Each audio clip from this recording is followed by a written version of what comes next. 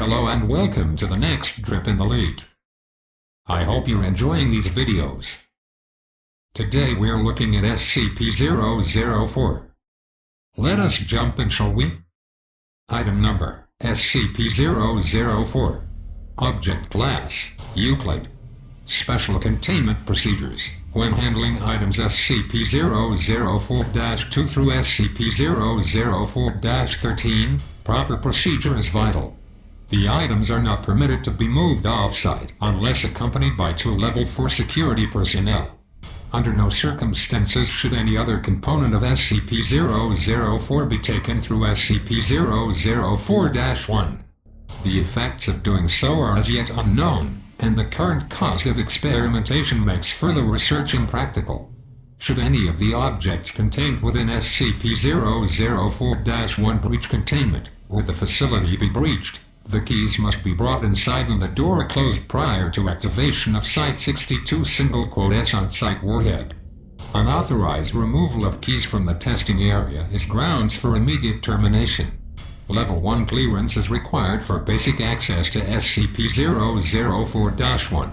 Level 4 clearance is required for use of SCP-004-2 to 13. Your hearing isn't playing tricks on you. I said warhead. Most sites are armed with a nuclear warhead ready to be used as soon as a threat breaches containment and is too big for the Foundation to handle. Sounds reasonable, right? The Foundation should have something like that to protect us all.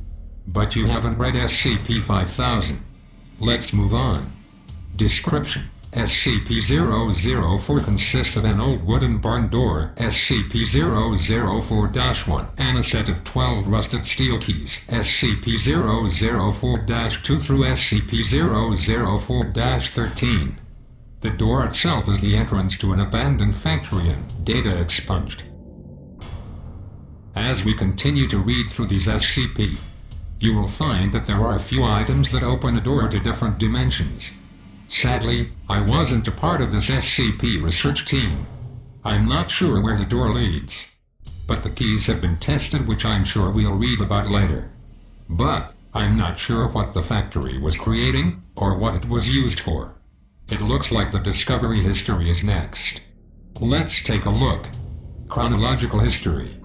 July 2, 1949, a group of 3 juveniles trespassing on federal property near somewhere find the door. According to their testimony, they found a set of rusted keys in an iron lockbox and determined what door the keys unlock. The juveniles are taken into custody after they contact Sheriff Someone when one of their friends, SCP-004-CAS-01, goes missing. July 3, 1949, local authorities find the severed right hand of SCP-004-CAS-01 8 kilometers from SCP-004-1. Other parts of SCP-004-CAS-01 body are found scattered as far as 32 kilometers from the factory. Under interrogation, the apprehended juveniles tell authorities that upon opening the door with one of the keys, SCP-004-CAS-01 was torn into several pieces, each of which disappeared. At this point, the SCP Foundation takes over the investigation. July 4, 1949, SCP Agent Someone obtains the keys from the local authorities to begin testing. Tests show that SCP-004-2 through SCP-004-13 all fit into a single lock on the large barred door. 12 Class D personnel are assigned to test the effects of the door. Of the 12 test subjects, each trying a different key to enter the room, only 2 survive. Opening the door with any key except SCP-004-7 or SCP-004-12 caused the test subjects to be torn apart in multiple directions. However, no dismembered parts were found until later. At the time of writing, only 2 parts of each subject have been recovered, with the exception of the subject using SCP-004, whose pieces were scattered in close proximity. The others have, for all intents and purposes, vanished from existence. Of the 2 surviving subjects, only one, having used SCP-004-7, returned unharmed. The other came back in a near catatonic state, able only to remove himself from the room and then collapse on the floor, and had to be restrained to prevent him from gouging out his eyes. See Appendix I, Mental Health Effects of SCP-004. The subject using SCP-004-7 said that he had entered a large room, impossibly big for the size of the attached building. After his exit, SCP-004-1 was propped open and an armed squad of Level 3 personnel entered. The size of the room is impossible to measure, and the door frame and the individuals in the room are the only part of the room that can be filter illuminated. July 16, 1949. The juvenile suspects and Sheriff Someone are terminated. Killed for no other reason than being at the wrong place at the wrong time. August 2, 1949. The area is declared a hazardous area due to unexploded ordnance and fences erected in order to prevent civilian ingress. Test to determine safety of exposure to environment behind SCP-004-1 begin. December 1, 1950. Space-time anomalies resulting from exposure to SCP-004 are confirmed. Testing is suspended until further notice. Space-time anomalies. Is that door flinging the victims into a different dimension, or is something expanding every time a key is used? Or is it completely unrelated? Let's move on. Maybe we can find an answer. July 2, 19. The unaccounted for remains of SCP-004-CAS-01 appear unexpectedly outside SCP-004-1. Despite being killed decades before, the remains of SCP-004-CAS-01 are not decomposed in any manner and are still warm to the touch.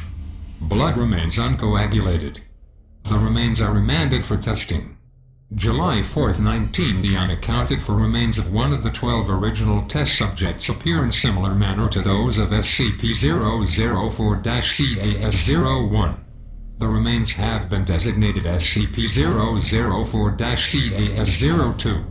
Records suggest that both SCP-004-CAS-01 and CAS-02 used SCP-004-. So they used the same key. That is why the remains showed up the same way. Interesting. March 21, 1999. With the massive proliferation of nuclear weapons and World War III only years away, construction has begun on a site inside SCP-004-1. The site is to stock supplies for person days. That prediction went as well as Harold Camping's. Or was it right and we diverted it? I can't remember. Bullet hole will do that. April 21, 1999. Some guy has ordered the site inside SCP-004-1 to be expanded to include emergency storage for all mobile SCP specimens in a database for the storage of all SCP data. The facility is now referred to as Site-62.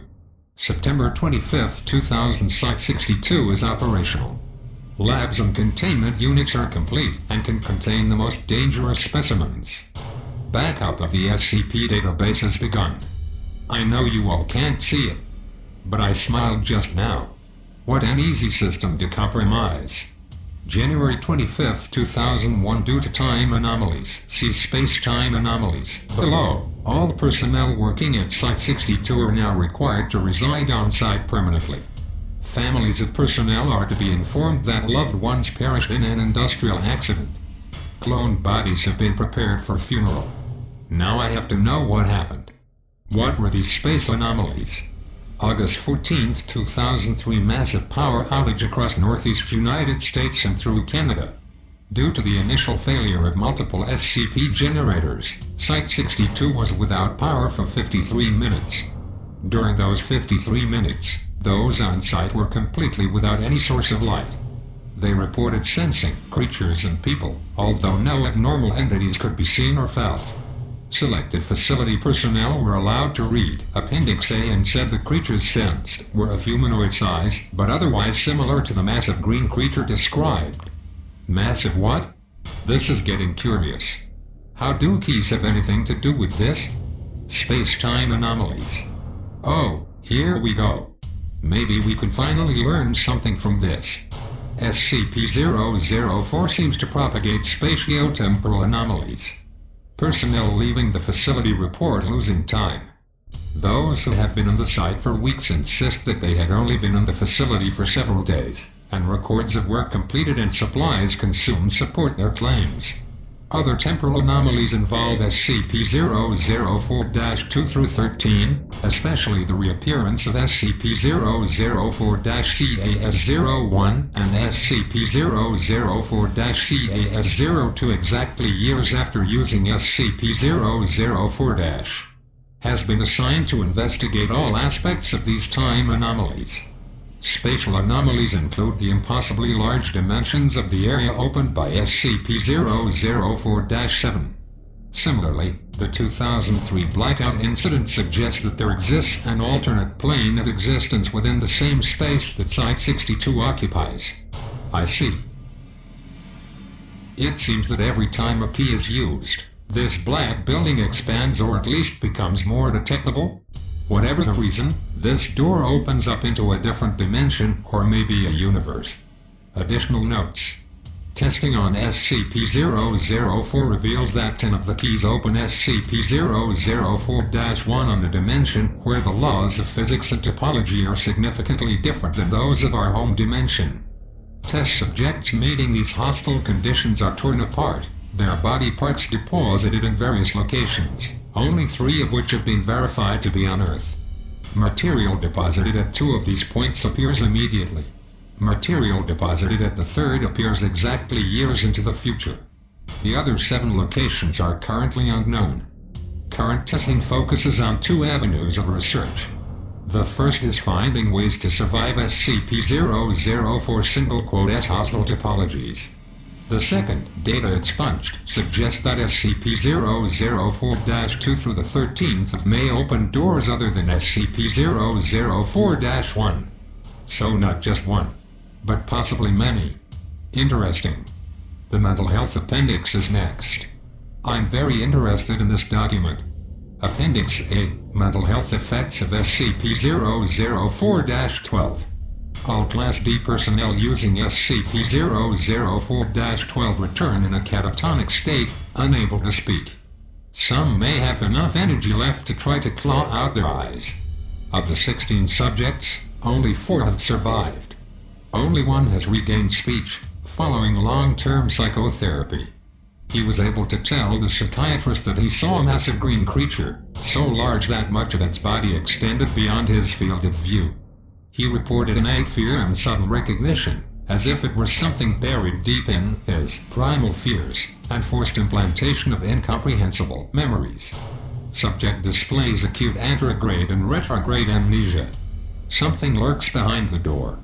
How powerful is this creature? Is it LK class? Or is this the Dreamer itself?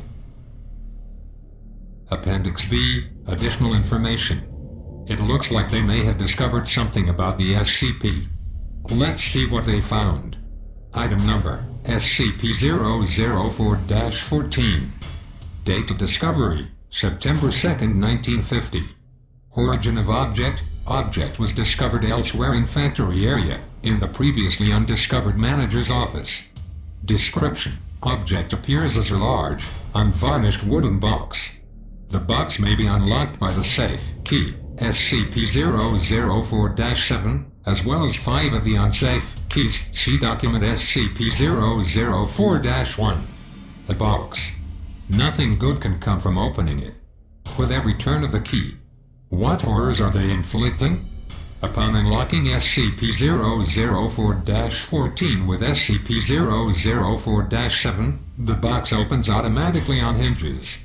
The volume of the space inside is precisely 5 times greater than the outer dimensions imply. Items placed within while the lid remains open do not affect the weight or any other properties of the box. When the lid is closed and locked, however, all items inside vanish irretrievably. Personnel locked inside the box are also irretrievable, although losing personnel in this fashion appears to affect significantly the dreams experienced by data expunged. Wise men have interpreted dreams, and the gods have laughed. They are messing with something beyond their control and it could doom us all. The deep dark should never have light shone upon it. Lest he awake. Although, that is entirely my interpretation. That is who I think lurks behind the door. In any case, I hope you enjoy this video. I hope to see you next week for SCP-005. Until then, goodbye.